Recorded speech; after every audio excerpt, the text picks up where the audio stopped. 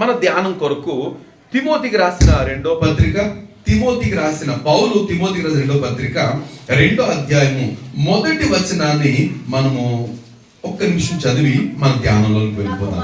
నా కుమారుడా, క్రీస్తు యేసునందున్న కృప చేత ద్వారా బలవంతులుగా ఉంటాము అనుకునేది లోకం. కానీ మనం బలవంతులుగా ఉండాల్సింది ఎలా అంట? క్రీస్తు యేసునందున్న కృప చేత బలవంతులు కాము. దేవుని మహిమ కలుగును గాక. సో నేను నా పాయింట్లకు వెళ్ళిపోవడానికి ఇక్కడ ఆ కృపను ఎంచుకుంటున్నా. కృప అనేది ఏమండి? నేను కృప అంటే ఏంటండి? ప్రశ్న. కృప అంటే ఏంటి? ఏ యోగ్యత, ఏ రిలేషను, అర్హత లేనప్పుడు మన పట్ల చూపించిన ప్రేమ లేదా అట్లాంటి దాన్ని కృప అంటారు. అది మనుషులు ఎవరు చూపించరు కదండి. మనుషులు ఎవరు చూపించలేరు. ఒకవేళ మనం చూపిస్తే ఒక భిక్షం వేస్తాం. ఆ భిక్షగాడు కాకి గోల అమ్మ అమ్మ అమ్మ అంటే అని అంటాం విసుక్కుంటూ. కానీ కృప అనే మాటకు ఏ అర్హత మనకు లేదు. మంచోడు మన అస్సలు కాదు. ఆయనేమో ఎంత సఖ్యము కాని మంచోడు. ఎవరు ఆయన మంచితనాన్ని దగ్గరికి వెళ్ళలేరు. కనీసం ఆయన తేరి కూడా చూడలేరు. సమీపింపరాని తేజస్సులో ఆయన మాత్రం వసించగలిగినంత పరిశుద్ధుడు. నరమాత్రులము, మట్టి నుంచి తీయబడిన వారము, మంచిది ఏది మనలో ఉండదు. మన స్వసిద్ధంగా చేయగలిగింది ఏదైనా ఉందంటే ఏం చేస్తామండి? మన సొంతంగా ఇష్టపూర్వకంగా దమ్ముగా చేసేది ఏమైనా ఉందంటే పాపమే. అంతకుమించి మంచి మన వల్ల కాదు. అలాంటి మనల్ని ఆయన తన ఉన్నతమైన కృపలో ప్రేమించారు. చూసారా? దాన్ని కృప అంటాం. అయితే ఇక్కడ నా మాట కృప అంటే క్రీస్తు యేసునందున్న కృప అంటే ఇంకొక మాట కూడా మీకు చూపించాలనుకుంటున్నాను. ఏమండి? హెబ్రీ పత్రిక 10:29. అందరూ డిస్టర్బ్ అవ్వద్దు. కొన్ని మాటలు చూపించాల్సి వస్తుంది. అది నాకు ఇష్టము, కానీ అందరూ తీయాల్సిన అవసరం లేదు. 29వ వచనం 10:29 చదువుతున్న ఇట్లుండగా దేవుని కుమారుని పాదములతో త్రొక్కి, ఈ మాటలు గమనించండి.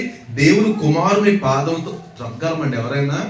యేసు ప్రభుని కాలు కింద తొక్కేయగలుగుతామా అంటున్నాడు ఇక్కడ. చూడండి, దేవుని కుమారుని పాదములతో త్రొక్కి తాను పరిశుద్ధ పరచబడుటకు సాధనమైన నిబంధన రక్తమును అపవిత్రమైనదిగా ఎంచి, ఏంటంట?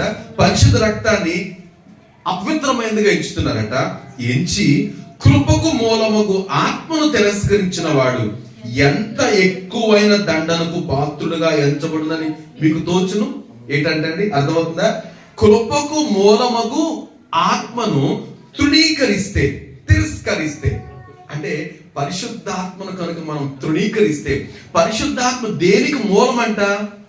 కృపకు మూలం. అంటే దేవుడు మన మీద చూపించడానికి కృపకు గల కారణం మూలం ఏంటంట? పరిశుద్ధాత్మ. సో ఈ పరిశుద్ధాత్మను కనుక మనం తృణీకరిస్తే, ఏమండి? తృణీకరిస్తే ఎంత ఎక్కువైన దండనకు అతడు పాత్రుడు అవుతాడు. ఎంత దండన అవసరం, ఎంత దండన చూపించబోతున్నాడు దేవుడు అంటే వాట్ అంటే నేనేం చెప్పదలిచానంటే కృప ఈజ్ ఈక్వల్ టు పరిశుద్ధాత్మ. అది చెప్పదలిచానండి. కనుక ఇప్పుడు ఈ మాట ఇలా చదువుదాం. కుమారుడా, కుమార్తె, క్రీస్తు యేసునందున్న పరిశుద్ధాత్మ చేత బలవంతులు కమ్ము. ఇది క్లియర్ మీనింగ్ అన్నమాట.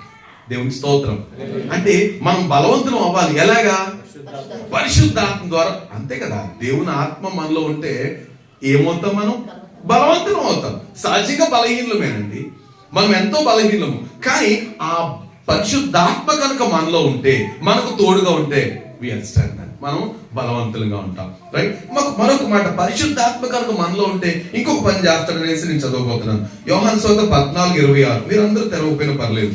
సో పర్వాలేదంటే మిమ్మల్ని డిస్టర్బ్ చేయకూడదని అంతే. శ్రద్ధగా వింటున్నారు. ఆదరణకర్త అనగా తండ్రి నా నామమున పంపబో పరిశుద్ధాత్మ సమస్తమును మీకు బోధించి నేను మీతో చెప్పిన సంగతులన్నింటినీ మీకు జ్ఞాపకం చేయండి. ఏంటంటే ఆదరణకర్త, లేకపోతే ఉత్తరవాది, లేకపోతే పరిశుద్ధాత్మ అనగా తండ్రి నా నామమున పంపబోవు పరిశుద్ధాత్మ. సో పరిశుద్ధాత్మ పేరేం పేరు చెప్పండి? ఆదరణకర్త, ఇంకా ఉత్తరవాది, ఇంకా దేవుని ఆత్మ, కృపకు మూలముగా ఆత్మ, సూపర్ అండి, మీరు అందరు ఇక్కడ లేరు, ఒక్కరు కూడా లేరు అని అంటాను. నేనేమి ఇబ్బంది పట్టలేదు. ఎందుకనంటే మళ్ళా చదువుతున్న చూడండి. ఆదరణకర్త అనగా తండ్రి నా నామములో పంపబోవు పరిశుద్ధాత్మ సమస్తమును మీకు బోధించి నేను మీతో చెప్పిన సంగతులంటే మీకు జ్ఞాపకం చేయను. ఆయన పేరేంటి? పరిశుద్ధాత్మ పేరేంటి? ఆ మాట ఇవన్నీ కరెక్టే. పరిశుద్ధాత్మ పేరేంటంట? నా నామమును పంపబోవు పరిశుద్ధాత్మ యేసుక్రీస్తు. దేవుని మహిమ కలుగును గాక. యేసుక్రీస్తు. నా ఎవరు చెప్తున్న మాటలు ఇవి? ప్రభు చెప్తున్న మాట. నా తండ్రి నా నామమున పంపబో పరిశుద్ధాత్మ. దేవుని మహింపరచాలి. లేకపోతే కన్ఫ్యూజన్ తోటి దూరపరిచేసుకుని గందరగోళం చేసుకునే దానిలో మనం పరిశుద్ధాత్మను కోరుకుందాం. అయ్యా మీరు నడిపించండి, మమ్మల్ని నిర్వహించండి, నీ చిత్తానుసారంగా మమ్మల్ని నడిపించండి అని కోరుకుంటే దేవుడు అద్భుతాలు చేసేస్తాడు. ఈ 2026లో నేను ఒక సావుకులు అంటున్నారు, దేవుడు గొప్ప కార్యాలు చేస్తారండి. నాకు అనిపించిన ఆయన చెప్తున్నప్పుడు అంటే చూడండి, యేసు ప్రభు శరీరం ఉన్నప్పుడు, నేను మళ్ళీ టాపిక్ బయటకు వెళ్ళిపోతాను, అదే భయం. శరీరం ఉన్నప్పుడు ఆయన ఎంతో సేవ చేశారు. 3.5 సంవత్సరాలు మొత్తం చుట్టుపక్కల దేశాలు, సిరియా ఆ చుట్టుపక్కల ప్రదేశాలు కూడా తిరిగేశారు కాలినడకన.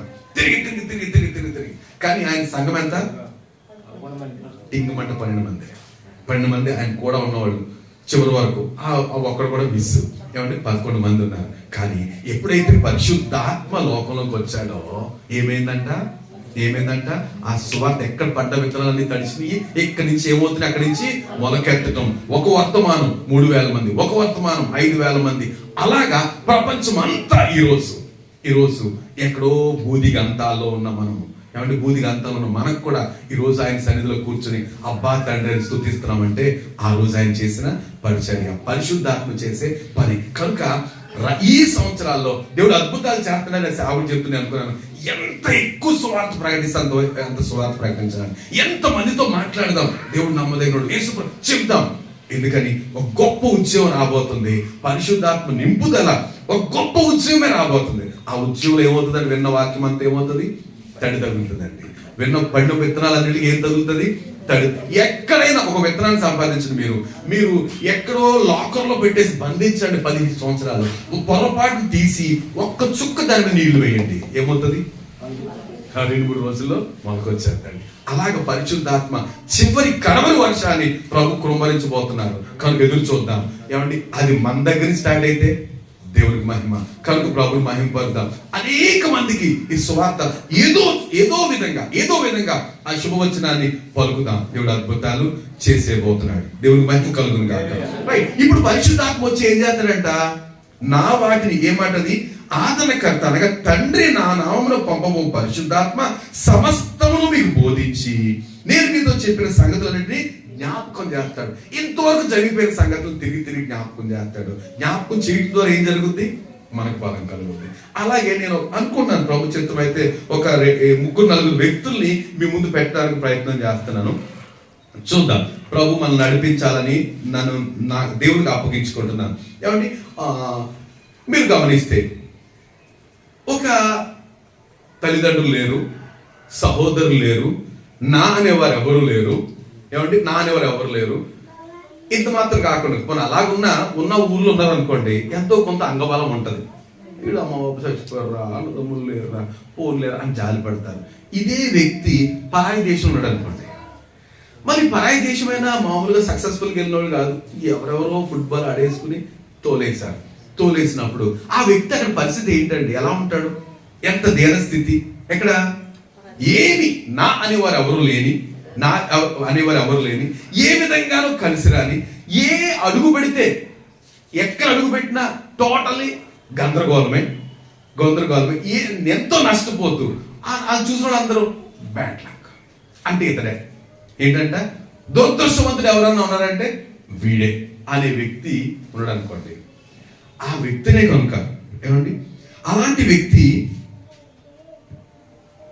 ఒక మాట అలా వింటూ మీరు పరిశుద్ధ గ్రంథాల నుంచి మత్తయి యోహాన్ ఆదికాండం 41వ అధ్యాయము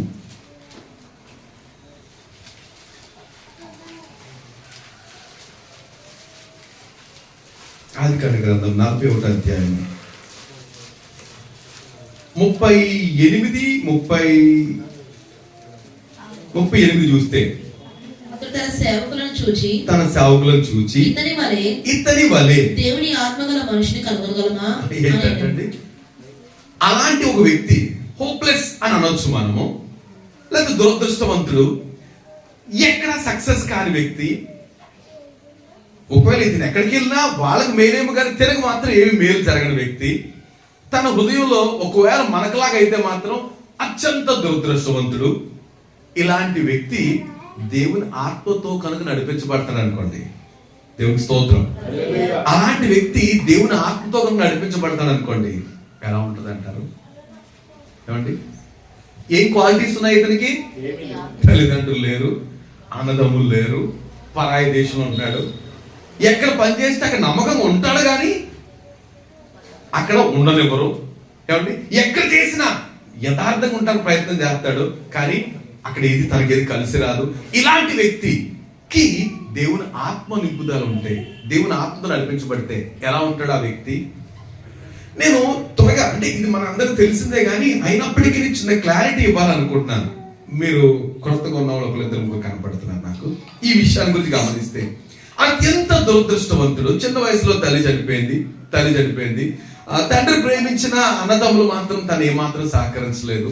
వాళ్ళందరూ కలిసి ఈ దురదృష్టవంతుడిని 20 వెండి నాణాలకి ఆ దారంట పోయేవాడికి అమ్మేశారు. అమ్మేసిన తర్వాత వాడేమో ఆ దూర దేశం తీసుకెళ్లిపోయి ఇంకెవరికి అమ్మేశాడు. అమ్మేసి నమ్మకంగా పనిచేస్తుంటే ఇంట్లో తన భార్య తిన మీద నింద మోపింది. జైల్లో పడేశారు కూడా నమ్మకంగా ఉంటున్నాడు. అయినా తిన మేలు ఎవరికి గుర్తు రాలేదు. కానీ తనకున్న ఒక ప్రత్యేక క్యారెక్టర్ 5 సుగుణాలు మనం ధ్యానం చేసాం. ఎప్పుడు 1వ తారీఖు. త్వరగా చెప్తారా? ఈ 5 నేను చెప్తున్న వ్యక్తికి ఉన్న 5 లక్షణాలు ఏంటంట? 1, తినం. ఇంత పరిస్థితుల్లో, ఇంత దీన పరిస్థితులైనా ఎప్పుడు నిరుత్సాహపడలేదంట. కారణం ఏంటంటే he was filled with the Holy Spirit. దేవుని ఆత్మతో నింపబడిన వ్యక్తి త్వరపడి ఏం చేయడు? నిరుత్సాహపడతాడు. నిరుత్సాహపడలేదు. ఎందుకు ఇలా జరుగుతుంది అనుకోలేదు. అయ్యా నాకేం తెలియదు ఎందుకు జరుగుతుందో, కానీ నేనేమి నిరుత్సాహపడను. అన్నలో బట్టలు ఎవరు వస్తుండే బట్టలు తీసి గొంట్లో పడేసి నిరుత్సాహపడలేదు. ఏమండి, తర్వాత అన్న సొంత అన్నలే ఆ దారంటే వెళ్ళిపోయేవాడికి డబ్బులకి తమ్ముడిని అమ్మేశారు. అయినా నిరుత్సాహపడలేదు. వాడు తీసుకెళ్ళి ఇంకెవరికి అమ్మే అయినా నిరుత్సాహపడలేదు. నమ్మకంగా పనిచేస్తుంటే ఆ యజమాని భార్య తెర మీద కన్నేసి తనతో ఉండమనంటే అమ్మ కుదరదంటే మళ్ళీ తిరిగి కేసు పెట్టింది, ఈ నన్ను పాడు చేయడానికి వచ్చాడని. ఆయన నిరుత్సాహపడలేదు. ఇలాంటి పరిస్థితులు. ఇంకా ఇంకోటి ఏం చేశాడు? తనకి ఏదైతే బాధ్యతలు అప్పగించారో, ఏమంటే ఎక్కడ తండ్రి ఇచ్చిన బాధ్యతలు, జైలు లేకపోతే పొతిఫర్ ఇచ్చిన బాధ్యత అన్ని చక్కగా నిర్వర్తించాడు. బాధ్యతల నుంచి ఎప్పుడు ఎస్కేప్ అవ్వలేదు. ఎవరు? పరిశుద్ధాత్మ నడిపించబడే వ్యక్తి నిరుత్సాహపడ్డు, బాధ్యతల నుంచి ఎప్పుడు తొలగిపోడు. తర్వాత తను ఇంకొకటి, పరిశుద్ధాత్మ మనల్ని ఏం చేద్దంటే పరిశుద్ధంగా ఉంచడానికి ప్రయత్నం చేస్తాడు. ఆయన పరిశుద్ధ ఆత్మ కదండి. ఈ మాట గమనించాలి. కనుక పాపానికి మనం దూరంగా ఉంచడం అనేది దేవుని ఆత్మకే సాధ్యం. కనుక యోసేపు పాపానికి తావివ్వలేదు. అసలు ఈ రోజుల్లో పోల్చుకుంటే అసాధ్యమేమో, కానీ యోసేపు అంటాడు, అమ్మ ఇంత దుష్కార్యం చేసి నా యజమాని భార్య నేను నీతో ఉంటే దేవుని దృష్టికి ఎట్లు నిర్దోషిని కాగలుగుతాను? నాకు కుదరదు తల్లి. ఆయన నీవు నా యజమానురాలివి కనుక నిన్ను తప్ప మిగతాదంతా నాకు ఇచ్చేసాడు. నేనే చెయ్యాలి, నిన్ను మాత్రమే ముట్టుకోకూడదు. అది నాకు క్షేమకరం కాదు. నా దేవుని దృష్టి ఎదుట నేను పాపిని అవ్వకూడదు. ఆమె తట్టుకోలేకపోయి జైల్లో పెట్టించింది, ఇతనే నన్ను పాడు చేయడానికి వచ్చాడు అనేసి. ఆయన పాపానికి ఎక్కడ తావివ్వలేదు. 4వ విషయం ఏంటంటే, ఇట్లాగే దేవుని ఆత్మ నడిపించబడే వ్యక్తికి మరొక సుగుణం ఏంటంట? కక్షలు లేవు, అసూయ పట్టడం చేత కాదు. దేవుని మహిమ కలుగును కాక. ఎందుకంటే దేవుని ఆత్మ కదా, కక్ష పట్టరు. దేవుని ఆత్మ నడిపించబడే వాళ్ళు ఏం చేస్తారంట? కక్ష పట్టరు. ఇంకో పని ఏం చేయరు? అసూయ పట్టరు. వాళ్ళని చూసి సంతోషిస్తారు. వెరీ గుడ్, ఈరోజు పచ్చగా ఉన్నారు, వెరీ గుడ్. ఎంతో ముందు పాపం చాలా ఇబ్బంది పడేవారు, ఇప్పుడు బాగున్నారంట. ఏంటో పచ్చకండ్ల ఏమంటారు దాన్ని? అంటారా పచ్చకండ్లు అంటారా? ఏదో కండ్లు అంటారండి. చెడ్డ కండ్లు కదా. ఒక రకమైన దురాశ. పొరపాటున కొంచెం నాకంటే మంచి సెట్, నాది కొత్త సెట్ అండి, దేవుని స్తోత్రం. సో మంచి సెట్ వేస్తున్నారు, తప్పది. ఆ పని చేయలేరు. ఎవరు? దేవుని ఆత్మ నడిపించబడేవారు అసూయ పడలేరు, కక్ష పెట్టుకోలేరు. ఇంకొకటి చేస్తారు. ఏం చేస్తారంటే, అంత దైవ స్వాధీనంలో ఉందండి, దేవుని స్వాధీనంలో ఉన్నాను, నేను నామాత్రుడిని, నేను నా స్వతహాగా ఏం చేయగలుగుతాను? మీరు అలా మర్చిపోతారా? నాకు కోపం వచ్చేస్తుంటారా? మన స్వతహాగా ఏం చేయగలుగుతాం? ఇందాకే చెప్పాను, పాపం మాత్రమే చేయగలుగుతాం. నిజమండి, నిజం కదా? స్వతహాగా చేయగలిగితే పాపం ఒక్కడే చేయగలుగుతాం, కానీ ప్రభు కృప ఉంటే మాత్రం పరిశుద్ధంగా ఉండగలుగుతాం. కనుక యోసేపు అనుకున్నాడు, నేను పాపిని, కానీ ప్రభు తన మహాకృప చొప్పున నన్ను ఇలా నడిపిస్తున్నాడు, కనుక సమస్తమైన స్వాధీనంలో ఉంది అని దేవుని కనపరిచిన యోసేపు ఏమంటే ఒక అవకాశం వచ్చింది. నేను ఎందుకు దేవుని ఆత్మ నడిపించబడేవారు అనే మాట మీద నేను ఎక్కువ ఎంత ఒత్తిడి చేస్తానంటే, ఎవరైతే దేవుని ఆత్మ నడిపించబడతారో ఏమంటే యోసేపుకి ఒక భాగ్యం ఉంది, ఒక కృపావరం ఏంటంటే, వ్యక్తి భార్యను పాడు చేయడానికి వచ్చాడు అనే నింద మీద, నేరం మీద జైల్లో ఉన్నాడు. ఎలా ఉంటుంది రాజుగారి మైండ్, ఆ దేశం మైండ్? వాస్తవాలు ఎవరు తెలుస్తాయండి? మీడియా వాళ్ళు ఉతికి అరేసేస్తారు. కానీ మనకు తెలుస్తున్న విషయాలు కూడాను ఈ రోజు మీడియాలో వచ్చేది వాస్తవం కాదు. వాస్తవం కాదండి. ఎవరి ఇన్ఫ్లుయెన్స్ అంటారు కదా, ఎవరి ఇన్ఫ్లుయెన్స్ ఉంటే వాళ్ళదే బయటకు వస్తుంది. అసలు వాస్తవాలు ఎవరికి తెలియదు. అలా యోసేపు గురించి ఎవరికి తెలియదు. అంట అంట అంట ఎన్ని మాట్లాడేసుకున్నారు. అలాంటి పరిస్థితుల్లో రాజు కల వచ్చిందంట. కలొస్తే ఆ జ్ఞానులందరినీ పిలిపించాడు. ఎవరు సమాధానం చెప్పలేరు. ఈయన గురించి అప్పుడు రాజుగారికి ఒక విషయం వచ్చిన, అయ్యా మన జైల్లో ఒక అతను మగ్గుతున్నాడు హెబ్రీయుడు, అతను దేవుని ఆత్మ కలిగిన, లేకపోతే కళ బాగా చెప్తాడంటే అతను పిలిపించాడు. తన గురించి ఒక మాట నేను చదవాలని ఆశపడుతున్నాను. ఏమండి, రాజు దగ్గరికి రాజు 14 వచ్చిన 14 ఫరో యోసేపును పిలువనంపాను. కాబట్టి చెరసాల నుండి అతను త్వరగా రప్పించి అతనికి క్షౌరము చేయించుకుని మంచి బట్టలు కట్టుకుని ఫరో యొద్దకు వచ్చాను. ఫరో యోసేపుతో, నేను ఆ కల కంటిని, దాని భావమును తెలుపగలవారు ఎవరూ లేరు. నీవు కలను విన్న ఎడల దాని భావమును తెలపగలవని నిన్ను గూర్చి వింటినని అతనితో చెప్పినందున యోసేపు, నా వల్ల కాదు. దేవుని స్తోత్రం, హల్లెలూయా. ఆ మాట నన్ను ఒక్కసారిగా, రాజుగారు ఏమో ఎంతో అనుకున్నాడు. ఓ యోసేపు అంటా ఉన్నాడు హెబ్రీయుడు, తన కలబాలు చెప్తాడు. ఈయన అన్నాడు, నా వల్ల కాదు. దేవుని స్తోత్రం. మరొకసారి ఏమన్నాడు? నా వల్ల కాదండి. క్రీస్తు యేసునందున్న కృపచేత బలవంతులు కమ్మంటే అంతకుముందు మనం ఏంటి? బలహీనం. మన వల్ల కాదు, మన వల్ల కాదు, మన వల్ల ఏమీ కాదు, మనం బలహీనము. కానీ ఇక్కడ యోసేపు అంటాడు, నా వల్ల కాదు. ఇది రైట్ ఆన్సర్ అన్నమాట. ఈ కలబాబును చెప్పాలంటే నా వల్ల కాదు సార్. ఫరో పరిస్థితి ఏమవుతుంది? వల్ల కాదా? అంతటితో ఆగలేదు. ఏమన్నాడు? కామా ఇచ్చి దేవుడే ఫరోకు క్షేమకరమైన ఉత్తరం ఇచ్చినని ఫరోతో చెప్పాను. దేవుని స్తోత్రం కలుగుగా. దేవుని ఆత్మ మనలో ఉంటే ఏం చేస్తాడండి? దేవుని నామాన్ని కనపరచడానికి ప్రయత్నం చేస్తాడు. దేవుని మహిమ కలుగుగా. ఏమండి, నేడు దినాల్లో కృపావరాలు కలిగి ఉండి నిజంగానే ప్రభు బలంగా వాడుకుంటున్న ఆయన కంటే, ఏమండి, నా పేరు ముందు రెవరెండ్ అని డాక్టర్ని పిలవకపోతే ఇంకోసారి రాను రాత్రికి. ఇవన్నీ ఎవరు కొరకండి నాకు అర్థం కావట్లేదు. చాలా మంది సోకాలు అద్భుతమైన కృపావరాలు కలిగిన వాళ్ళు, కానీ నేను ఇక్కడ ఈయన అంటాడు, ఏమండి, పరాయి దేశంలో ఒక దైన్యమైన పరిస్థితులు ఉండి, నా వల్ల కాదండి, కానీ దేవుడు మీకు మంచి ఆలోచన ఇవ్వడానికి ఇష్టపడతాడు. దేవుడు తన ప్రణాళిక మీకు చెప్పడానికి. That is the spirit of God. దేవుని ఆత్మ ఏం చేస్తాడంట? ఏం చేస్తాడు?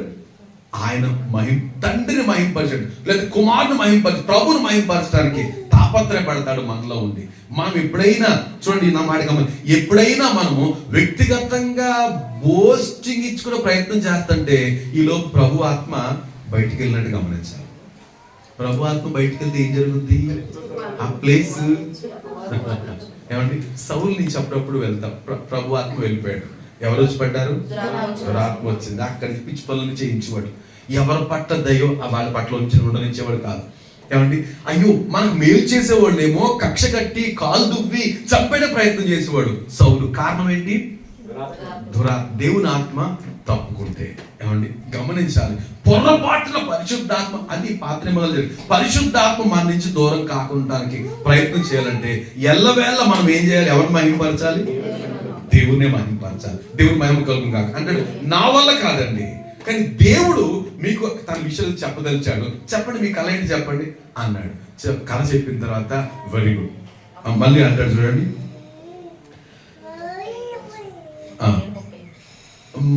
సో ఆ కథ చెప్పిన తర్వాత అంటాడు, అయ్యా ఫరోతో చెప్పు మాట ఇదే. దేవుడు 28, దేవుడు తాను చేయబోచున్నది ఫరోకు చూపించాను. ఇదిగో అంటే దేవుడు దేవుడు దేవుడు అంటే ఫరోకి ఏమర్థం అవుతుంది? ఓహో ఈయన కనుక అప్పుడు అర్థం, ఈయన దేవుని ఆత్మ కలిగిన వాడు అనేది ఫరో ఇట్టే గమనించేశాడండి.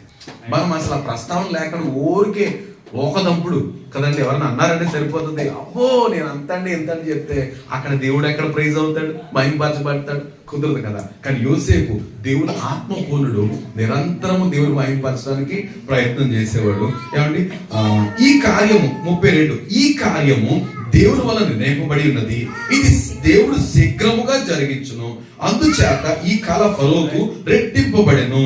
కాబట్టి ఫరో వివేక జ్ఞానములు గల ఒక మనుషులు చూచుకొని ఐగుప్తు దేశం మీద అతన్ని నియమింపవలను. సో నేను నా యోసేఫ్ క్యారెక్టర్ విషయంలో నేను చెప్పదలిసింది ఏంటి అంటే, ఏమండి దేవుని ఆత్మతో నింపబడిన వ్యక్తి ఈ 5 విషయాలు గమనించాలి. ఏమండి 5 విషయాలు ఎవరికి సంబంధించి అంటే, who filled with the Holy Spirit, పరిశుద్ధాత్మ నింపబడిన వ్యక్తి క్యారెక్టర్ ఏంటంటే, మరొకసారి గుర్తు చేద్దామా మర్చిపోకుండా. ఏమండి నిరుత్సాహపడ్డు, ఏమండి తన బాధ్యతల నుంచి ఎస్కేప్ తొలగిపోడు, తర్వాత పాపానికి తావివ్వడు, 4 కక్షల అసూయలు తన చేత కాదు, 5 అంతా దేవుని స్వాధీనంలో ఉంది, నేను నామమాత్రుని అని చిత్తానుసారి నడిపిస్తున్నాడు, నేను దానికి అర్థమవుతుంది నాకు అని గ్రహించి ఏమండి దేవుణ్ణే మహింపరిచే వ్యక్తి. ఇంకోటి ఏంటండి, దేవుణ్ణే మహింపరిచే వ్యక్తి తనకి ఏమి ఇవ్వబడి తెలుసండి? మరొకసారి ఎవరైతను ఒక దురదృష్టవంతుడు, అంటే సోకాలు తల్లిదండ్రులు లేరు, అన్నదమ్ములు లేరు, ఏమంటే పరాయి దేశంలో ఏమంటే మగ్గిపోయిన వ్యక్తి ఇప్పుడు ఏమయ్యాడు తెలుసా? రాజు దేశానికి సెకండ్ పర్సన్ అయ్యాడు, ప్రపంచానికి ఫుడ్ పెట్టే వ్యక్తిగా తయారయ్యాడు. దేవుని మహిమ కలుగుతుంది. అంత ఉన్నతమైన స్థితి ఎందుకు? దేవుని ఆత్మతోటి నింపబడిన వ్యక్తి. నేను మరొకసారి మిమ్మల్ని అందరిని ఎంకరేజ్ చేస్తున్నా, దేవుని ఆత్మ కొరకు ఆశపడదాం. దేవుని ఆత్మ మనకు లేడని కాదు, మనలో ఉండి ఏ స్థితిలో అంటే నిద్రాణ స్థితిలో మనం ఆయన మాట్లాడే అన్నట్టుగా ఉంటున్నాం మనం. లేదు, ఆయన తన చిత్తాన్ని నెరవేర్చడానికి ప్రతిసారి మాట్లాడదాం. తండ్రి ప్రియ పరిశుద్ధాత్మ మమ్మల్ని నడిపించండి, మమ్మల్ని మీకు అప్పగించుకుంటున్నాం, సజీవ యాగాలుగా అప్పగించుకుంటాం, మమ్మల్ని నడిపించండి అని కనుక మనం కోరుకుంటే ఎస్ ప్రభుకి ఎంత ఇష్టమో కదండి. ఆయన అడగాలి కానీ అంత చక్కగా ఆయన నిర్వహించగలుగుతాడు. ఆయన నిర్వహిస్తే ఎగ్జాంపుల్ యోసేపు లా ఉంటుంది మన బ్రతుకులు. దేవుడి మహిమ కలుగును కాదు. అంటే కష్టాలు వస్తాయి, ఏమండి అంత రెడ్ కార్పెట్ మీద వెళ్తామని కాదు, అయినప్పటికీ ఎక్కడ నిరుత్సాహపడం, ప్రభు యొక్క తోడు ధైర్యం మనకు నిరంతరం ఉంటది. నేను ఉన్నాను కదా అనే గొప్ప ధైర్యం మనకు కలుగుతుంది. దేవుని ఆత్మ నడిపించబడిన యోసేపును దేవుడు మన ముందు ఉంచాడు. దేవుని మహిమ కలుగును కాక. రైట్, మిగతా స్టోరీ అంతా మీకు తెలుసు యోసేపు గురించి, నేను ఇంకా అక్కడికి వెళ్ళలేదు. రైట్, మరొక క్యారెక్టర్ మీ ముందు పెట్టడానికి ప్రయత్నం చేస్తున్నాను. ఏమండి సామాన్యమైన వ్యక్తి, ఒక సామాన్యమైన వ్యక్తి. న్యాయాధిపతులు 3వ అధ్యాయం. ఇతడు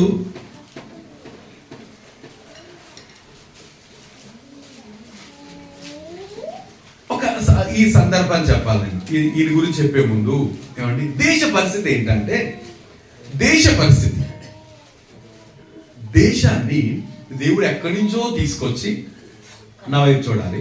న్యాయాధిపతులు 3వ అధ్యాయం అంతే, మీకు అక్కర్లేదు, వినండి, తెరవకపోయినా పర్లేదు. కొంచెం ఈ మాటలు లోతుకి మన హృదయాలకున్న కెపాసిటీ ఏంటంటే, శ్రద్ధగా వింటే జీవితాంతం గుర్తుంచుకుంటాం. 2 మైండ్లో ఉన్నాం అనుకోండి, ఇది గుర్తుండదు అది గుర్తుండదు, కనుక శ్రద్ధగా వినండి, మరేం పర్వాలేదు. ఏమండి అప్పుడు దేశ పరిస్థితి ఏంటంటే, దేశాన్ని దేవుడు ఆ ప్రజల్ని ఎక్కడి నుంచో దూర దేశానికి బానిసత్వాన్ని తీసుకొచ్చి ఒక దేశంలో, ఏ దేశంలో పాలు తేళ్లు ప్రవహించే దేశం, అంత సారవంతమైన దేశంలో నాటాడండి. ఆ దేశంలో వాళ్ళందరూ చెదరగొట్టి వీడికి స్వాస్థ్యంగా ఇచ్చేసాడండి, కొలిచి మరీ ఇచ్చేసాడు. 12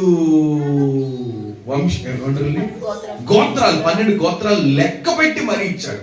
అందులో ఒక గోత్రాన్ని మాత్రం ఇవ్వలేదు, వాళ్ళ స్వాస్యం ఇవ్వలేదు, దేవుడే వాళ్ళ స్వాస్యం. లేవి గోత్రం, మిగతా వీళ్ళందరికి 11 మందికి స్వాస్యం లెక్క పెట్టి ఇంత పొలిమేరలు ఏర్పరిచి నీకు ఇది ఇలాగంతా వివరించేశాడు.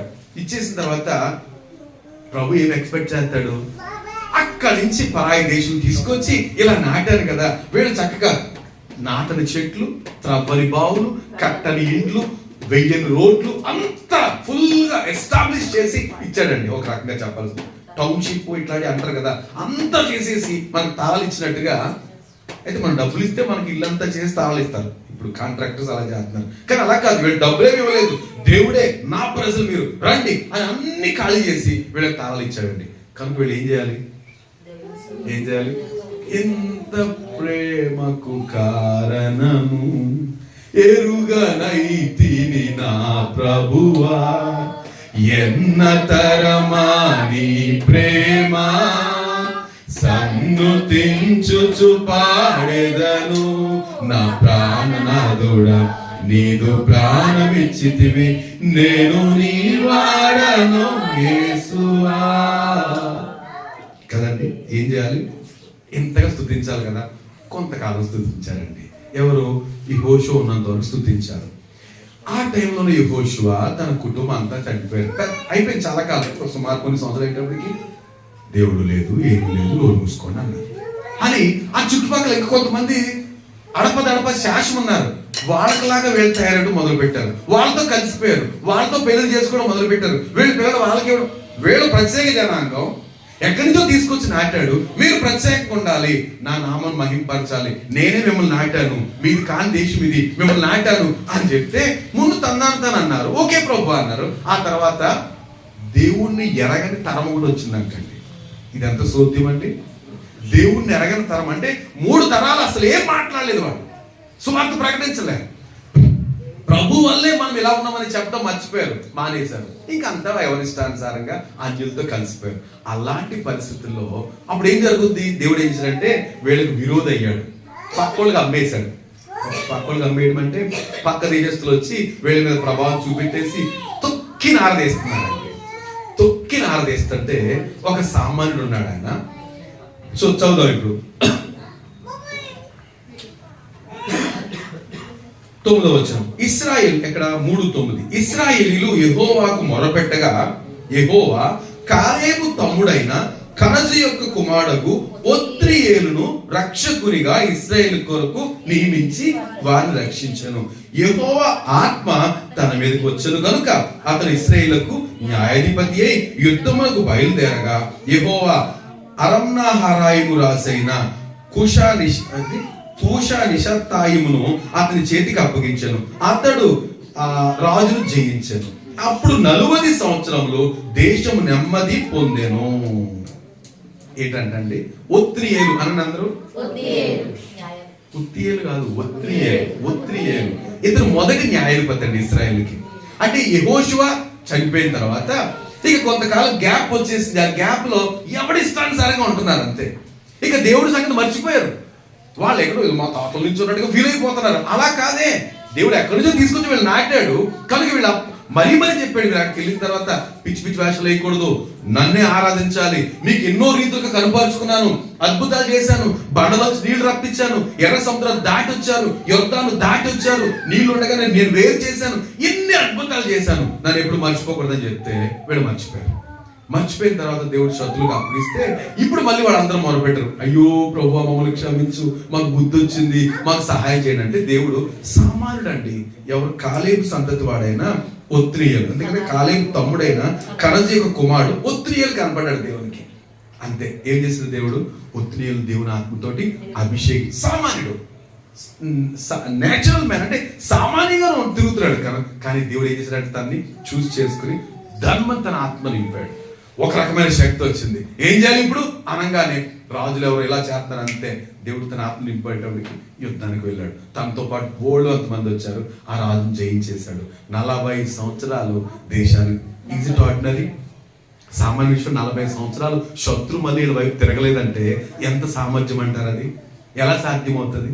ఒక సామాన్యుడు వ్యక్తి 40 సంవత్సరాలు దేశాన్ని కాపాడాడు అంటే ఈజ్ ఇట్ ఆర్డినరీ థింగ్? ఎలా సాధ్యం అది? దేవుని ఆత్మకి సాధ్యం. దేవుని మహిమ కలిగి ఉండాలి. ఏమంటే నేను ఈ రోజు మీరందరూ ఎలాంటి మనసు కలిగి ఉండాలని కోరుకున్నాం అంటే వీఆర్ వెరీ నేచురల్ మ్యాన్, సామాన్యుల మ్యాన్. బట్ దేవుని ఆత్మతో నడిపించబడితే శూర కార్యాలు మనం జరిగిస్తాడు. దేవుడు మనందరి పట్ల గొప్ప కార్యాలు జరిగిస్తాడు. చాలా దీవెనకరంగా, దేశానికి ఆశీర్వాద కారణంగా మనం మారిపోతాం. ఎందుకని? దేవుని ఆత్మ. దేవుని ఆత్మ. ఏ ఆత్మది? దేవుని ఆత్మ. సో పరిశుద్ధాత్మలో మనం నడిపించబడాలండి. పరిశుద్ధాత్మ గురించిన కాంక్ష, వాంఛ, ప్రేమ, ప్రార్థన ఉండాలి. దేవుడు తన కార్యాలు జరిగించుకోండి. ప్రతిసారి అయ్యా మీరు నన్ను నడిపించండి, మీరు నన్ను నడిపించండి, నేను ఇష్టపడుతున్నాను, మీ అధికారమే చలాయించినాము, చెయ్యండి ప్రభువా. మేము చూసాం, యోసేపు నడిపించారు, తన కుటుంబం అంతా కదా, నేను చెప్పాను కదా. ఇప్పుడు అంత దురదృష్టవంతులు తర్వాత తన కుటుంబాన్ని తెలిసింది, తండ్రి ఇంకా బ్రతికే ఉన్నాడు, అన్నదమ్ములు 70 మంది, వాళ్ళందరినీ పిలిపించేస్తున్నాడు దేశంలోనికి. ఈ కరువు దేశంలో, కరువులో రండి నాన్న మీరు అందరూ వచ్చేసేయండి. దేవుడు నన్ను ఇక్కడ బాగా ఆశీర్వదించాడు. ఆ ఒక్క కుటుంబము లక్షల కొలది ఇప్పుడు ఇశ్రాయేల్ దేశం వచ్చారు అనమాట. దేవుని మహిమ కలుగును కాక. ఒక్క వ్యక్తిని దేవుడు అభిషేకిస్తే దేశానికే ఆశీర్వాద కారణంగా ఉండగలిగిన, త్వరగా చెయ్యాలి కదా, దేశానికి ఆశీర్వాద కారణంగా ఉండగలిగిన వ్యక్తి, ఆశీర్వాదకరంగా ఉన్న వ్యక్తి యోసేపు అయితే ఒక సామాన్యుడు, ఒత్తిడియ్యారు సామాన్యుడు అయ్యుండి ఏమండి దేశాన్ని 40 సంవత్సరాలు శత్రువు బారి నుంచి తప్పించగలుగుతాడు. ఎప్పుడు? దేవుని ఆత్మతోటి నింపబడినప్పుడు. మనం గమనించాలి, రైట్? సో దేవుని ఆత్మ గొప్ప కార్యాలు చేయడానికి ఎల్లప్పుడూ సిద్ధంగా ఉన్నాడండి. మరి ఎందుకు చేయట్లేదు? మనం అవకాశం ఇవ్వటంలే. మన ఇష్టాన్ని మనం నెరవేర్చడానికి నువ్వు ఉండయ్యా, నువ్వు గమ్మునుండవయ్యా అన్నట్టుగా మనం పరిశుద్ధాత్మను మాట్లాడినట్లే. కానీ పరిశుద్ధాత్మ మన అధికారాన్ని ఇస్తే పూర్తిగా నన్ను నిర్వహించండి ప్రభువా అని అంటే అద్భుతాలు జరుగుతాయి. నేను ఈ మాటలు ఈ వారం కూడా మీరు ప్రార్థించాలని కోరుతున్నా. నిశ్చయముగా మీరు గొప్ప సాక్ష్యాలు చెప్పబోతున్నారు. దేవుని మహిమ కలుగును గాక, రైట్? సో ఒత్నియేల్ని ఏం జరిగిందంట? 10వ వచనం, యెహోవా ఆత్మ అతని మీదకి వచ్చెను గనుక అతడు ఇశ్రాయేలుకు న్యాయాధిపతి అయి 40 సంవత్సరాలు అతడు పరిపాలించాడట. న్యాయాధిపతిగా ఉండి శత్రు దాడి లేకుండా తను చూసుకోగలిగాడు. దేవునికి మహిమ, రైట్? మరొక వ్యక్తిని మేము ముందు పెట్టడానికి త్వరపడుతున్నా అండి. ఇక్కడ పరిస్థితి ఏంటంటే మరొక న్యాయాధిపతి. దేశంలో అందరూ ప్రయాసపడుతున్నారండి, చాలా కష్టపడుతున్నారు, పంటలు వేస్తున్నారు, పంటలు పండుతున్నాయి, కష్టమంతా వీళ్ళదే. సరిగ్గా పంటలు పండే టయానికి ఏం జరుగుతుందో తెలుసా అండి? శత్రువు వచ్చి కోసుకెళ్ళిపోతున్నాడు.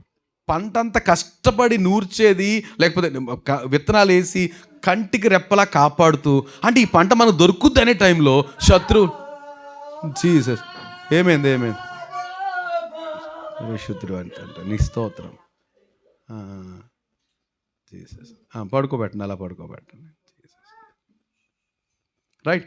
సో ఈ శత్రువు అంటే పంట బాగా పండిస్తున్నారు, ఏం లేదండి, కొంచెం నీళ్ళు ఇవ్వండి అమ్మా, మంచి నీళ్ళు, ముఖం తోడవండి. సో కొంచెం తను పర్లేదు, కొంచెం వాటర్ బాటిల్, వాటర్ ఇవ్వడానికి యూస్లెస్. కొంచెం ముఖం మీద కొట్టి నీళ్ళు ఇవ్వండి అమ్మా, కూర్చుంటారు, ఏం పర్లేదు, పడుకుంటే అలా పడుకోండి అమ్మా, అలా ఆ పక్క తిరిగి అలాగా పడుకోండి. ఓకే, సో దేవుని స్తోత్రం, హల్లెలూయా, రైట్? సో వీళ్ళు పంట పండిస్తున్నారు, శత్రువు వచ్చి సరిగ్గా ముందు రావట్లేదు, వాడు ముందు వస్తే నీళ్ళు పెట్టాలి, లేకపోతే పురుగు మందులు చల్లాలి, అలాంటి ఏం చేయట్లేదు. చేయండి రా, పంట అంతా మీరు పండించండి, కోసుకుంటప్పుడు మాత్రం వచ్చి కోసేసుకుంటున్నారు. అలాంటి పరిస్థితుల్లో ఒక యవనస్తున్నాడు, ఊరికే ఫీల్ అయిపోతున్నాడు, ఏమీ చేయలేడు. ఒక యవనస్తున్నాడు, చాలా బాధపడిపోతుంది, ఏంటిది అంటే తండ్రి అన్నాడు, ఒరేయ్ వెళ్ళకు నాన్న, చంపేస్తారా, మన బతుకు అంతేరా, మనం పండించాలి, వాళ్ళు కోసుకెళ్ళిపోవాలి, మిద్యానీయులు కోసుకెళ్ళిపోవాలి, మనం ఏం చేయలేమురా అంటే, ఏంటి నాన్న ఏమైపోయాడు దేవుడు అన్నట్టుగా. లేడా దేవుడు? ఏం చేస్తున్నాడు ప్రభు? ఎన్నో అద్భుతాలు చెప్పావు కదా, తాత చెప్పేవాడు ఇన్ని అద్భుతాలు చేశాడు, అక్కడి నుంచి తీసుకొచ్చాడు, ఐగుప్తుని తీసుకొచ్చాడు, ఎన్నో అద్భుతాలు, సముద్రాన్ని చీల్చేశాడు, ఇన్ని గొప్ప కార్యాలు చేశాడని అంటున్నారు కదా, మరి ఏమైపోయాడు దేవుడు? ఏమండి, అలాగ ఒక యవనస్తుడు ప్రశ్నలతో నింపేసుకుని సరే వెళ్ళి చాటుగా కొంత ధాన్యం గోధుమలు కూర్చుకొస్తాను అనేసి గానుగు చాటును కూర్చుని గోధుమలు తొలగొట్టుకున్నాడట. అక్కడికి వచ్చాడు దేవుని దూత. ఏమంటాడు? పరాక్రమ గల బలాఢ్యుడా. దానికంటే ముందు ఈ మాట నేను చదివించాలి. 6వ అధ్యాయం 34వ వచనం చదువుదామా? యెహోవా ఆత్మ గిద్యోనును ఆవేశించెను. దేవునికి స్తోత్రం, హల్లెలూయా. ఏం చేశాడంట? అతని పేరు ఏం పేరంటే అనందరూ గిద్యోను. మూడో వ్యక్తి. మొదటి వ్యక్తి యోసేపు, రెండో వ్యక్తి ఒత్నియేలు. వారి జీవితంలో జరిగిన కొన్ని కార్యాలు ఇలా బోల్డ్ చెప్పొచ్చు, కానీ నేను కొన్ని ఈరోజు ఎంతవరకు ప్రభు అనుమతిస్తే. మూడో వ్యక్తి ఎవరంట? గిద్యోను. ఈ గిద్యోను ఏం చేశాడంటే దేవుడు తన ఆత్మ ద్వారా ఆవేశింపగా యెహోవా ఆత్మ గిద్యోను అంటే ఏం చేశాడంట? గిద్యోను వచ్చి గిద్యోను మీద చేసాడు అనమాట. ఎవరు? యెహోవా ఆత్మ. దేవుని ఆత్మ వచ్చి చాలా నలిగిపోతున్నాడు గిద్యోను. నలిగిపోతున్నాడు. ఏంటంటే శ్రమ మాకేంటి, ప్రయోజనం మాత్రం ఫలితం వాళ్ళక, ఇది ఎలా సాధ్యమవుద్ది అంటే అలాంటి నలిగిపోతున్న గిద్యోను పైన దేవుడు చేసి ధైర్యం తెచ్చుకో, పరాక్రమం కలిగిన బలాఢ్యుడు. తనతో మాట్లాడిన మాటలో ఎంత పవర్ఫుల్గా ఉంటాయో చూద్దాం. మీకు 6వ అధ్యాయం 11 నుంచి కొన్ని వచనాలు త్వరగా చదువుతాను, మీరు గమనించండి. యెహోవా దూత వచ్చి అబియజ్రేయుడైన యోవాషునకు కలిగిన ఒఫ్రాలోని మస్తిక వృక్షం కింద కూర్చుండాను. యోవాషు కుమారుడు గిద్యోను మిద్యానీయులకు మరుగైండునట్లు గానుగ చాటున గోధుమలు దొల్లగొట్టుచుండగా యెహోవా దూత అతను కనబడి, పరాక్రమం కలిగిన బలాఢ్యుడా, యెహోవా నీకు తోడై ఉన్నాడు. ఈయనకి నవ్వు వచ్చింది. నేను ఎవరిని? పరాక్రమం కలిగిన బలాఢ్యుడా అంటే నేను పరాక్రమం కలిగిన బలాఢ్యుడిని. నా పంటను నేను దొల్లగొట్టుకున్నా. ఎక్కడ? గానుగు చాటున శత్రువులు భయపడి దొల్లగొట్టుకుంటే నేను పరాక్రమం కలిగిన బలాఢ్యుడినా అంటే దేవుని యొక్క దేవుని ఉద్దేశం ఏంటి? యు ఆర్ ఆర్డినరీ మ్యాన్, కానీ you are going to fill with the holy spirit. దేవుని ఆత్మ నేను ఆవేశింపబోతున్నాడు కనుక గొప్ప కార్యాలు జరిగిచ్చేస్తావు. ఇదంతా ఎవరికి తెలుసు? దేవునికి తెలుసు, గిద్యోనుకు తెలీదు. నేను ఎక్కడ పరాక్రమం కలిగిన బలాఢ్యుడండి? అలాగైతే మాకు ఎందుకు సంభవించింది ఇదంతా? మేం పండిస్తున్నాము, వాళ్ళు తీసుకున్నారు. దేవుడే కనుక మాకు తోడై ఉంటే ఇదంతా ఎందుకు జరుగుద్ది అంటే చూడండి, ఆ మాట చదివితే, అంతటా యెహోవా అతని తట్టు తిరిగి బలము తెచ్చుకొని వెళ్ళి మిద్యానీయుల చేతిలో నుండి ఇశ్రాయేలు రక్షింపుము. ఎవరు? ఏమండి ఏంటంట? బలం తెచ్చుకో, మిద్యానీయుల చేతిలో నుంచి ఇశ్రాయేలు రక్షించు అంటే ఒకసారి ఉలుక్కుపడి ఉంటాడు. ఎందుకని? నేనేంటి, నేను వెళ్ళి యుద్ధం చేయాలా, వాళ్ళతో యుద్ధం చేయాలా? వాళ్ళు అనగతొక్కేశారన్నాడు. ఇశ్రాయేలు మిద్యానీయులు చూస్తుంటే పారిపోతున్నారు. అలాంటి పరిస్థితులు, వెళ్ళు యుద్ధం చెయ్యి, విడిపించు అంటే అంటాడు మళ్ళీ, నిన్ను పంపిన వాడను నేనే, అతడు చిత్తమున వెళ్ళినవాడా, దేని సహాయం చేత నేను ఇశ్రాయేలు రక్షింపగలను? నా కుటుంబం, ఈయన బ్యాక్గ్రౌండ్ చూసుకుంటున్నాడు. నా కుటుంబం మనష్షే గోత్రంలోది. పోనీ ఏమైనా గొప్ప కుటుంబం ఏమో కాదు, మనష్షే గోత్రము.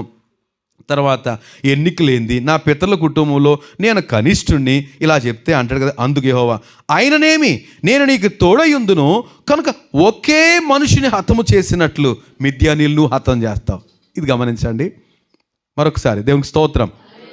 దేవుని ఆత్మ కనుక మనకు తోడుగా ఉంటే వాళ్ళు మిద్యానీయులే, కానీ ఎలా కనబడతారంటే గిద్యోనికి ఒక్కళ్ళ కనబడతారు. ఒక్కడిని కొట్టడం సులువే కదండి. ఆ ఒక్కడిని కొట్టేటప్పుడు కూడా దేవుడు సహాయం చేస్తాను, ఇంకెంత సూపర్గా ఉంటుంది. ఆ ఒక్కడిగా తుక్కు కింద కొట్టేస్తాను అన్నట్టుగా ఒక్కడిని కొట్టడు కొట్టేస్తాను, నువ్వు వెళ్ళు. గిద్యోనుతో ప్రభు చెప్తుంటే, అమ్మో గిద్యోను సామాన్యుడు కాదు, బాగా కన్ఫర్మ్ చేసుకున్నాడు. కరెక్ట్గానేనా నన్నైనా పంపిస్తున్నావు, అన్ని రకాలుగా కన్ఫర్మ్ చేసుకుని యుద్ధానికి బయలుదేరాడండి. నేను చిన్న స్టోరీ చెప్పేస్తాను. యుద్ధానికి బయలుదేరితే ఈయన బోర ఊదేటప్పటికి ఎంతమంది వచ్చారు? 32,000 మంది వచ్చారు సైనికులు తనతో పాటు యుద్ధం చేయడానికి. ఇతను ఒక బోర ఊస్తే ఆ 12 గోత్రాల నుంచి 32,000 మంది వచ్చారు. అనుకున్నాడు, దేవా నువ్వు ఉన్నావు, నీ ఆత్మతో నన్ను సంధిస్తే ఏదో అనుకున్నాను. 32,000 మంది ధైర్యంతో వచ్చేసారు. వెరీ గుడ్, ఇక వెళ్తామంటే ఆగాగా, ఎంతమంది ఎక్కువైపోతారు గిద్యోను. ఎంతమంది అవసరం లేదు. 32,000 మంది ఎక్కువైపోతారా? వాళ్ళేమో 1,000 మంది ఉన్నారు, ఇంకా మెడతల దండలో ఉన్నారు. ఇంతమంది ఎక్కువైపోతారు. చిన్న టెస్ట్ చేయి. ఒక కొండ మీద వచ్చాక అందరూ ఒక అనౌన్స్మెంట్ చేయి, ఇదిగో మీలో ఎంతమంది భయపడుతున్నారో వాళ్ళు ప్లీజ్ కొండ దిగి వెళ్ళిపోండి. మీరు భయపడేవాళ్ళు మీరు భయపడుతూ మమ్మల్ని కూడా భయపెడతారు కనుక దేవుడు చెప్తున్నాడు, ప్లీజ్ భయపడేవాళ్ళు వీళ్ళందరూ సైనికులండి. 32,000 మంది వచ్చారు యుద్ధం చేయడానికి. ఇందులో భయపడేవాళ్ళు ఉంటారండి? ఏం సార్ ఉంటారా? నేను ఉండరు అనుకున్నాను. నేను యుద్ధానికి వచ్చిన వాళ్ళు భయపడతారా? అప్పటికి ప్రాణం మీదకి వచ్చేస్తాను మిద్యానీలు. తెగించి వెళ్తాం పదండ్రా, చచ్చాం వాళ్ళు. కొంతమంది నేను ఒక్కడు కనీసం నలుగురిని చంపలేనా చచ్చిపోయే ముందు అనుకుంటారు కదా. సరే పిలిచి కొండ మీద అనౌన్స్ చేశాడు, మీరు ఎవరు భయపడి వణుకుతున్నారో ప్లీజ్ కొండ దిగిపోండి అంటే 22,000 మంది దిగిపోయారండి. ఎంతమంది ఉన్నారు అక్కడ? గిద్యోను చూస్తాడు, ప్రభువా వెళ్ళిపోతున్నారు మందల కింద వెళ్ళిపోతున్నారు. ఇది ఇక్కడ ఉండేవాళ్ళు కాదు. 32,000 మందిలో 22,000 మంది వెళ్ళిపోతే ఆ లెక్క ఎలా ఉంటుంది? ఎంత నీరసమైపోయి ఉంటాడో. అయ్యా 32,000 మంది వచ్చారు, పర్లేదు మంచి స్ట్రెంత్ అనుకున్నాను, వీళ్ళందరినీ పంపించారు. ఊరి పిరుకోళ్ళారా మీరు ఎందుకు వచ్చారా అనుకుని వాళ్ళు వెళ్ళిపోతారు. పిరుకోళ్ళు వాళ్ళందరూ 32,000 మంది వెళ్ళిపోయారు. సరే ప్రభు ఈ 10,000 మంది వెళ్తారు, కుదరదు, వీళ్ళు ఎక్కువ మందే. 10 మిద్యానీలు చంపడానికి వీళ్ళు ఎక్కువ మందా? ఏంటి మీరు మాట్లాడుతున్నారు అంటాడు. నేను ఉన్నాను కదా, ఒక్కరిని చంపేస్తాను, ఏదో నీ ధైర్యం కొరకు వీళ్ళందరూ రమ్మన్నాను. చిన్న టెస్ట్ చేద్దాం, వీళ్ళందరూ నీళ్ళ దగ్గర నడిపించు, ఏరో చెరువు ఏదో ఉంది, ఇక్కడ నీళ్ళు తాగమని చెప్పాలని. ఎలా తాగుతారో చూడు, అప్పుడు నేను ఒక విషయం చెప్తాను, దాన్ని బట్టి సపరేట్ చేయంటే ఈ 10,000 మందిని నీళ్ళ దగ్గర నడిపించాడు. అరే నీళ్ళు తాగండి రా అన్నాడు. వీళ్ళందరూ చిత్రాలుగా 2 రకాల నీళ్లు తాగుతున్నారు. నీళ్లు తాగడానికి కృంగిన వాళ్ళు కొంతమంది అయితే, వంగి నీళ్లు తీసుకునే వాళ్ళు కొంతమంది. అంటాడు ప్రభు, ఎవరైతే ఆ వంగి నీళ్లు తీసుకున్నారో వాళ్ళని సపరేట్ చేయి. అమ్మా ఏళ్ళ పీరుకోడు అనమాట. వాళ్ళు లెక్క పెట్టాడు, 300 మంది ఉన్నారు అన్నాడు. ఆగాగా వాళ్ళ నుంచి ఈ 9,700 మందిని పంపించే అన్నాడు. ఎంత టూ మచ్ అండి. 32,000 మందిలో ఉంచింది ఎంతమందిని? ప్రభువా మీరు సరిగా అర్థం చేసుకోండి, ముందు మాటకి 22,000 మంది వెళ్ళిపోయారు, ఇప్పుడేమో 9,700 వాళ్ళని ఉంచాలా వీళ్ళని పంపించాలంటే వీళ్ళని మాత్రం పంపించేసాయి. నేను అనుకుంటాను ఒకసారి లెక్క ప్రకారం గిద్యోను కూడా వెళ్ళిపోవాలి. ఎందుకని? గిద్యోను కూడా పిరుకోడే. మీరు తర్వాత చదివితే అర్థమవుతుంది, గిద్యోను పిరుకోడే. కానీ వై వాజ్ స్ట్రెంథన్? దేవుని ఆత్మతో ఉన్నాడు కాబట్టి ధైర్యం తెచ్చుకుంటున్నాడు. వాళ్ళని కూడా పంపిస్తాడు.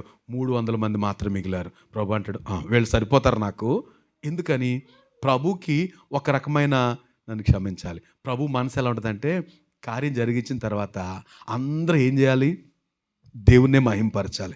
ఈ 32,000 మంది ఉన్నారు, ఏమొచ్చారా మీరు రైట్ టైంకి, బోర్ ఊదాను, అందరూ వచ్చి పడిపోయారు, వీడు ఎంత పని చేశాడు అనుకున్నావు, ఇలా ఓరికే. అది కుదరదు. సమస్తమైన ఘనత మహిమ ప్రభావాలు ఆయనకే చెందాలి. ఎవరైనా సరే, ఎలాంటి వాళ్ళైనా ఆయన మహింపరచాలని తపన కలిగి ఉందా, మనల్ని వాడేసుకుంటాడండి. అలా కాదు, నా సొంత డబ్బా కొట్టుకోవాలనుకుంటే కొంచెం ఆగు తర్వాత చూద్దాం అంటాడు. ఆ డబ్బా పోయేటంత వరకు, ఆ డబ్బా కన్నం పడి ఓటుకుండా శబ్దం వచ్చే వరకు నేను ఉంచుతాడు. అప్పుడు సరైన తర్వాత నేను పిలుచుకుంటాడు. దేవుని మహిమ కలుగును కాక. రైట్, ఈ 30 మందిని నాకు అనిపించింది అక్కడ, ఇంతగా ఎవరిని 30 మంది 300 మందిని సెలెక్ట్ చేశాడు అంటే, ఎవరి నడుమైతే బలంగా ఉందో వాళ్ళని చూసి చేశాడండి. ఏంటంట మీరు తర్వాత చదువుకోవాలి, 7వ అధ్యాయం చదువుకోవాలి. ఎవరి నడుము బలంగా ఉందో వారిని ఎన్నుకున్నాడు. ఎందుకంటే యుద్ధానికి వెళ్ళేటప్పుడు నడుము బలంగా ఉండాలండి.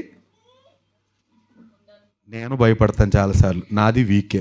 పొద్దుట్లేసి ఏమాత్రం అజాగ్రత్తగా వంగానా ఆ రోజు స్కూల్ క్యాన్సిల్. అంత జాగ్రత్తగా లేవాలి.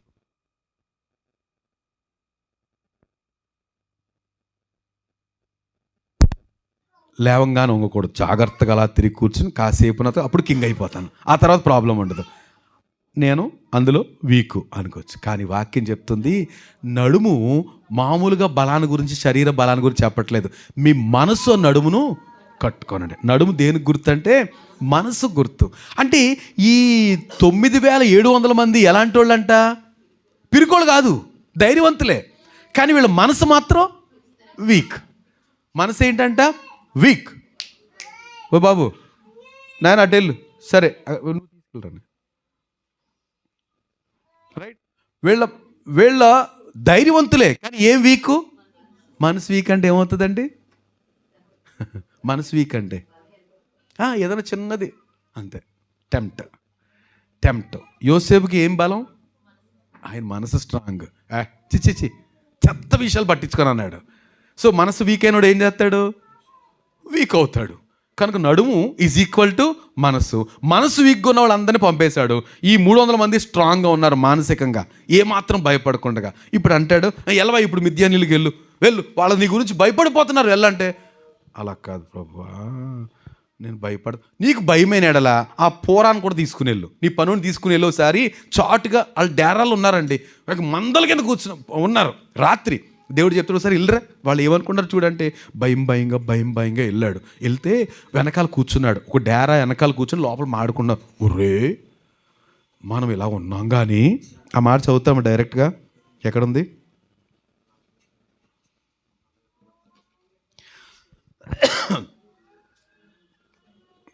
మిద్యానీయులు అమాలేకులు తూర్పు వారు లెక్కకు మిడతల వలె ఆ మైదానంలో పరుండి ఉండిరి. ఇంకా వారి ఒంటెలు 13 గిద్యోను వచ్చినప్పుడు తర్వాత అనమాట, ఒకడు తాను కనిన కలను తన చెలికానికి వివరించుండే. గిద్యోను వెళ్ళి వినమన్నాడు దేవుడు. ఓసారి వాళ్ళు నీ గురించి ఏం చెప్పుకున్నారు విని, ఎందుకు భయపడతావు గిద్యోను, నేను నీతో ఉన్నాను కదా, ఒక్క మనిషిని చెప్పినట్టు చంపేస్తావు. ఓసారి వెళ్ళి ఏమనుకుంటారంటే, వాళ్ళు ఏమనుకున్నారంట, అరే బ్రదరో సైనికులు ఇద్దరు నేను ఒక కల కన్నాను. అదేంటంటే, యవల రొట్టె ఒకటి మిద్యానీయుల దండులోనికి దొర్లి ఒక గుడారమునకు వచ్చి దాన్ని పడగొట్టి తలకిందులు చేసినప్పుడు ఆ గుడారం పడిపోయానని చెప్పాను. ఆ మిద్యాను సైనికులు కల వచ్చిందంట, అరే ఆ పైనుంచి యవల రొట్టె ఒకటి ఇలాగొచ్చి మన గుడారాల మీదకి వచ్చి ఒక గుడారం తగిలితే ఆ గుడారం తిరగబడిపోయిందంట, ఇది కల వచ్చింది అని ఒక మిద్యానీయుడు చెప్తుంటే ఆడంటాడు కదా ఆ కళ వివరము. అప్పుడు ఈడే అందుకు అని చెలికానుడు, ఇది ఇశ్రాయేలీయుడైన యోవాషు కుమారుడు గిద్యోను ఖడ్గమే కానీ మరేమీ కాదు. దేవుడు మిద్యానీయులను ఈ దండంతటిని తన చేతికి అప్పగింపబోచున్నాడు. కళ వాళ్ళే చెప్పారు, కళ భావం కూడా వాళ్ళే చెప్తున్నారు. దేవునికి స్తోత్రం. గిద్యోను ఇంకా సీన్లోకి వెళ్ళా. వాళ్ళు ఏం చెప్పుకున్నారు వినమన్నాడు దేవుడు. పిరుకోడా గిద్యోను, నేను నీతో ఉన్నా అయినా భయపడుతున్నావు. మనిషిమండి నేనేంటి, మనం అందరం ఇలాగే దేవుని ఆత్మ నింపడుతుంటాం, అయినా కానీ వెనక్కి ప్రభు అంటున్నాడు, ఎల్లు, నాకు టైం అయిపోతుంది, మిద్యాన్ని నీకు అప్పగించేసేయాలి, నువ్వు ఊరికే భయపడుతున్నావు. ఒకసారి వాళ్ళు ఏం మాట్లాడుకున్నారు వినంటే, వాళ్ళిద్దరు కలభావం చెప్పుకున్నారు. నాకు ఎలా కల వచ్చిందిరా, పైనుంచి ఎవల రొట్టెడు వచ్చి నా గుడారం పడితే నా గుడారం తెల్ల కిందలు అయిపోయిందంటే, ఈడంటాడు ఇంకేం డౌట్ లేదు, అది గిద్యోను ఖడ్గమే, గిద్యోను మనల్ని రేపేస్తాడు, తుక్కు కింద చంపేస్తాడు అని ఇలా అనుకుంటుంటే, అప్పుడు గిద్యోను వచ్చి 300 మంది దగ్గరికి వచ్చి, రండి దేవుడు గొప్ప దర్శనం, వాళ్ళకే కలిచ్చి వాళ్ళకే భావం చెప్పారు, మనం వెళ్దాం పదండి అని ఒక ప్లాన్ చేసుకుని అక్కడికి వెళ్ళి కత్తి తిప్పలేదు, ఏమీ లేదు, ఏం తిప్పలేదు. దేవుని ఆత్మతో నింపబడ్డాడు. ఏం చేశారంట, వాళ్ళు మొత్తం ఈ 300 మంది వాళ్ళ చుట్టూరు, ఆ పాలెం చుట్టూరు కవర్ చేశారు. ఇంకా ఒకటి పర్టికులర్ ఏంటంటే, ఒక కొండ, ఒక దివిటి, చేతిలో ఖడ్గం ఉందా, దివిటి ఉంది, దివిటి మీద కొండ పెట్టారు, ఒక బోర పట్టుకున్నారు. ఈ 3 అంశాలు మరి ఎప్పుడైనా ఒకసారి ధ్యానం చేయొచ్చు ప్రభు చిత్తం అయితే. అంతే, మొత్తం 300 మంది ఆ మిద్యానీయులు వాళ్ళు పడుకున్నారు టెంట్లో, చుట్టూరు కవర్ చేసి ఒక్కసారిగా ఒకళ్ళు బోర ఊదారు. గిద్యోను చేసిన పని బోర ఊది ఆ కొండ పగలగొట్టేప్పటికి దివిటి, అందరూ ఒక్కసారిగా 300 మంది బోర్లు ఊదుతూ దివిటీలు కొండలు పగలగొట్టేప్పటికి వెలుగు బోర పిచ్చెక్కిపోయిందంట వాళ్ళందరికీ. గుడాలో ఉన్న వాళ్ళు వచ్చేసారు అని వాళ్ళకాలే పొడుచుకుని మొత్తం చచ్చిపోయారు. ఏమండి, దేవుని ప్రణాళికలు ఇంతగా. ఇక్కడ ధైర్యంతో కత్తి తిప్పినాడు ఎవడో లేడు. ధైర్యము కత్తి తిప్పడానికి కాదు, దేవుని కార్యాలు దేవుని పక్షంగా ఉండడానికి మనం వెళ్ళాలండి. మన ద్వారా తప్ప తన ఆత్మను పంపించి కార్యాలు చేయడం దేవునికి ఇష్టం ఉండదు. ఆ ఘనత అంతా మనకు రావాలి, మన ద్వారా ఆయన పొందాలి. కనుక ఇక్కడ గిద్యోను కత్తి తిప్పలేదు, ఆ 300 మంది కత్తి తిప్పలేదు, ఏం అక్కలేదు. ఏం చేశారు, వెళ్ళి కొండ పగలగొట్టారు, బోర ఊదారు, అంతే. యెహోవా ఖడ్గము, గిద్యోను ఖడ్గము అరిచారు అంతే. వాళ్ళ లోపల ఉన్న భయం కూడా అదే. మిద్యానీయులకి ఒక్కసారిగా వచ్చేసారని వాళ్ళకాలే పొడుచుకుని చచ్చిపోయి లైన్ క్లియర్ అయ్యింది. దేవుని మహిమ కలుగును గాక. దేవుని ఆత్మ కనుక ఆవేశిస్తే, దేవుని ఆత్మ మనం భుజం మీద చెయ్యేస్తే అద్భుతాలేనండి. సో మరొకసారి నేను మరలా చెప్తున్నాను, 3వ వ్యక్తిని కూడా జ్ఞాపకం చేస్తూ, ఏమండి, దేవుని ఆత్మను కోరుకుందాం. మన మనసు నిండా, మన కుటుంబంలో దీని గురించిన ధ్యాస, పరిశుద్ధాత్మను నడిపించాలి. మనం కాదు కదండి. యోసేపుని గమనించాలి, నాకు రాదు, నాకు తెలియదు, నా వల్ల కాదు, కానీ దేవుడే. ఏ యోగ్యత లేని ఒత్నియేలు లేకపోతే యోసేపు లేదా ఇక్కడ గిద్యోను, అయ్యో నేను కనిష్ఠుండండి, మా ఇంట్లో అసలు మా అయినా సరే ఒక్కడు చెప్పినట్టు చంపేస్తావు, నేను నీతో ఉన్నాను కదా. దేవుని మహిమ కలుగును గాక. పరిశుద్ధాత్మను కోరుకుందాం. రైట్. ఇంకొక ఆయన కూడా జస్ట్ ఈ మాట చెప్పేసి నేను ప్రార్థన చేసేయడానికి సిద్ధపడుతున్నా. రైట్. ఇంకొక విషయాన్ని 11వ అధ్యాయము, అదే 11వ అధ్యాయము ఏమండి, ఈయన గురించి ఆలోచన చేస్తే ఈయన మరింత దయనీయమైన పరిస్థితి. తండ్రి ఉన్నవాడే, తండ్రి భార్య కాకుండా ఇంకొక ఆమెను ఉంచుకున్న దానికి పుట్టినోడు. ఏమండి, ఉంచుకున్న దానికి పుట్టినోడు ఇంట్లో ఉంచుతారండి? కుమారులతోటి స్వాస్థ్యం ఇస్తారా?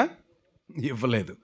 ఉంచుకున్న దానికి పుట్టాడు కనుక అన్నారు, రై నువ్వు మా నాయన ఉంచుకుంటే పుట్టావు కనుక యూ ప్లీజ్ మీ అమ్మని, నాయన చచ్చిపోయాక, అంతే కదా, చచ్చిపోయినంత వరకు మనకి చాలామంది తెలుసు, చనిపోయినంత వరకు ఉంటారు, చచ్చిపోయిన తర్వాత గెంటేస్తారు, నువ్వు వెళ్ళిపోవాలి, మాతో ఉండడానికి కుదరదంటే ఎంత అంతవరకు తండ్రితో ఎదిగాడు, నాన్న అన్నాడు.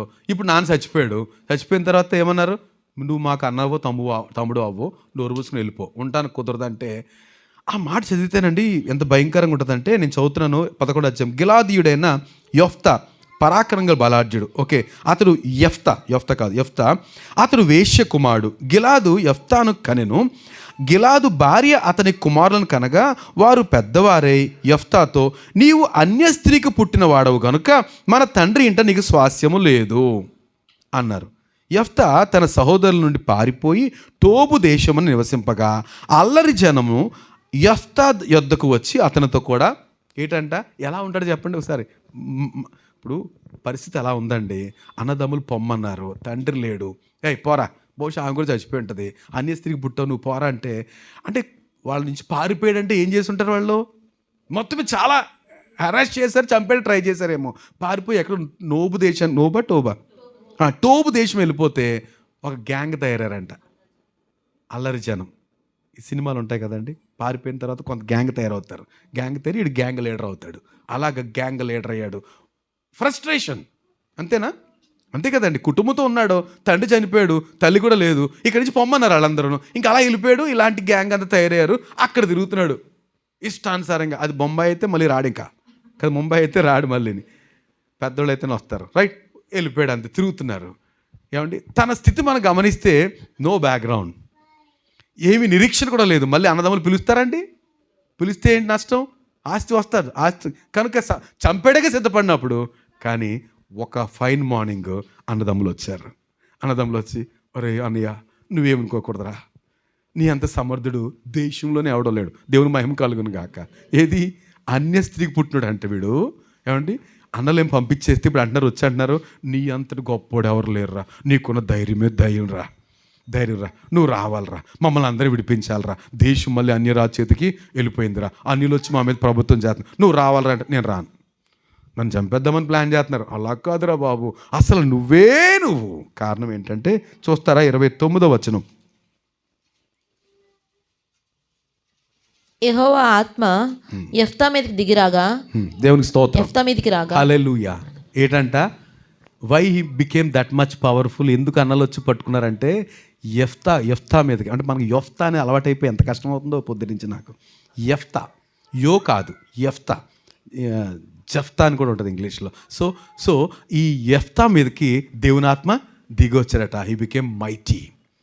ఏమైపోయాడంట, సమర్థుడైపోయి దేవునితో మాట్లాడాడు, దేవుని ఆత్మ నింపబడ్డాడు, కళ చూస్తున్నాడు. అప్పుడే ఒక ప్రమాణం చేశాడట. ఏంటంట, నేను ఈ మాట చదువుతున్నాను. యెహోవా ఆత్మ యెఫ్తా మీదకి దిగిరాగా గిలాదులోను మనుషులను సంచరించుచు ఇక తిరుగుతున్నాడు.